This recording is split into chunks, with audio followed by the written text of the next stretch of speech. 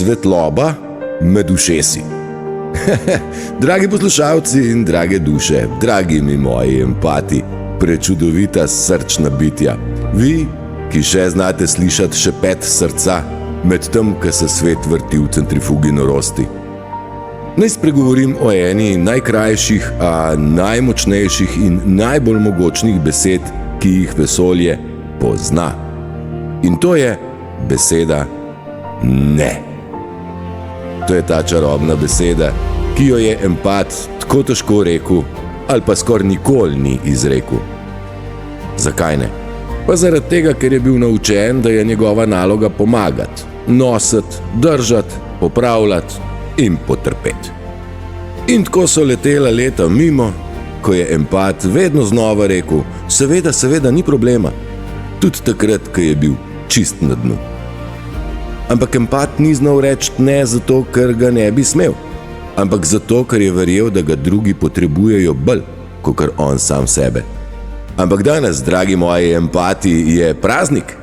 Danes je dan, ko empat končno reče, ne bom več hodil okrog kot čustveni čistilc za duše, ki same nočejo pobrisati svojega sranja. In tle, pozor, tle pa vstopi narcis. Ja, to je tisti lik s pravljice, ki jih nikoli noben ne naroči, pridejo sami, ja, in vsak empat dobi v življenju narcisa vsaj za eno sezono. Kadar empat končno izgovori tisti sanjski ne, takrat narcis dobi panični napad, kada se mu je glih kar sesul najboljši filter na Instagramu. In kaj je narcisova prva pomoč v tej situaciji? Seveda, on začne izvajati smear campaign. Oziroma po naše, on začne o tebi širiti laži. Med tvojimi prijatelji, v tvojem kraju, med tvojimi sodelavci, skratka med vsemi, s katerimi si ti v stiku. Ni zmeraj direktno, on ima mrežo svojih sodelavcev, flying monkeyjev, teh letečih opic, ki narcisu verjamejo na vsako blesavo besedo. Zakaj on to naredi? Veš, njega ni strah, da boš ti kaj narobe naredil. Ne. Njega je strah to, da boš ti uboga presvetljena, preveč potrpežljiva in čuteča duša, da boš ti povedal resnico o njem. In resnica, dragi moji, je kot sol na narcisov ego. Sam par zrn pade nanj in že začne vret, sikat in kričat, kada je on največja žrtev tega sveta. Ja, in to je tista energija praznine, ki jo empat začuti na kilometer. A empat revež je hotel to praznino nafilati svojo ljubeznijo, dok nismo pogruntali, da je to navadna črna luknja za našo ljubezen. Ampak poglejmo, kaj se v resnici zgodi, kadar empat reče ne. Narcis ve, da se mu mreža ruši in ve, da je empat njegov glavni dobavitelj energije. Torej ti končno zaprl pipco. In zato sproži svoj najljubši protokol. Operacija oblati empata in umaži njegovo ime. In to zato, da ne bi kdo slučajno pomislil, da je prav narcis tisti, ki ima težavo. Da ja ne bi kdo videl, da za masko stoji en votu prostor.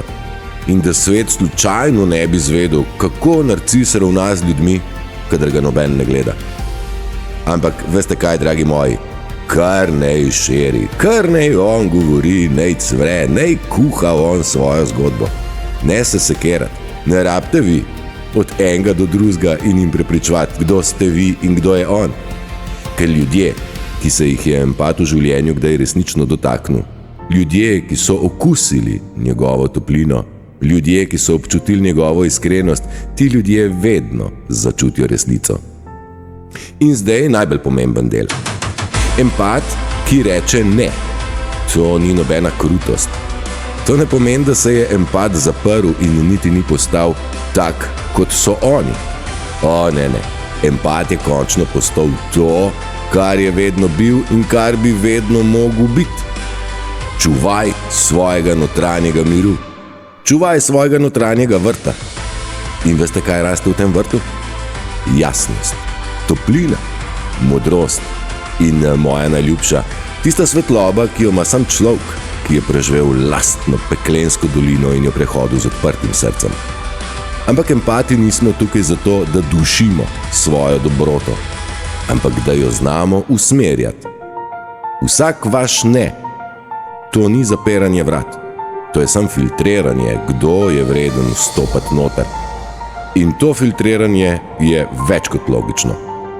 Ker veš, če nekdo vsakič, ki pride do tebe, odnese pol tvojega pohištva, pol tvoje energije, 3/4 tvojega živčnega sistema, pa še vrečko samozavesti, pol, dragi moji, to ni noben obiskovalec. To je lobist za pekel. To je lopov. To je packa. In packe moramo odmakniti, a ne? In packam moramo postaviti mejo. In reči ne dovolim vstopa. Pa ne mislim zdaj glih na hišo, ampak na to, da nekdo z umazanimi čevlji stopa v naš energetski prostor in nam jemlje mir. In zdaj nagrada za vse empate, ki to poslušate. Mnogi izmed vas ste bili prepričani, da je z vami nekaj narobe, zato ker nimate fokusa oziroma ste fizično izčrpani, pozabljate nase, nimate pojma, kdo ste, da vas vse prehitro gane in da preveč čutite. Ne, dragi empati, to ni nobena napaka. To je posledica vašega izgorelega živčnega sistema, ki je leta in leta predeloval čustvene odpadke drugih ljudi, kada ste vi državna deponija za psihološko smrdljivost. Ampak to, da še čutite in da še zmeraj ljubite, da še vedno vidite lepoto v ljudeh, da še zmeraj znate odprt srce, tudi takrat, ko ni varno. To, dragi moji, to ni nobena slabost ali pa šibkost. To je dokaz, da ste iz najtemnejših bitk prišli še zmeraj s srcem, z ljubeznijo in svetlobo, ne s sencami. In to naredi empata dragocenga, to naredi empata redkega, to naredi empata iskreno, bolj človeškega, kakor večino ljudi, ki jih boste kdajkoli srečali. In zato, pred dragimi poslušalci, na koncu naj povem samo še to. Vaš ne je začetek vaše svobode. Vaš ne je konc njihove igre. In vaš ne je rojstvo pravega vašega jaz.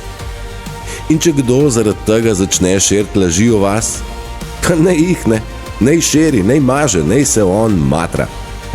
Ker vse to dokazuje samo to, da ste vi tisti, ki imate resnico, on pa tisti, ki pred njo beži.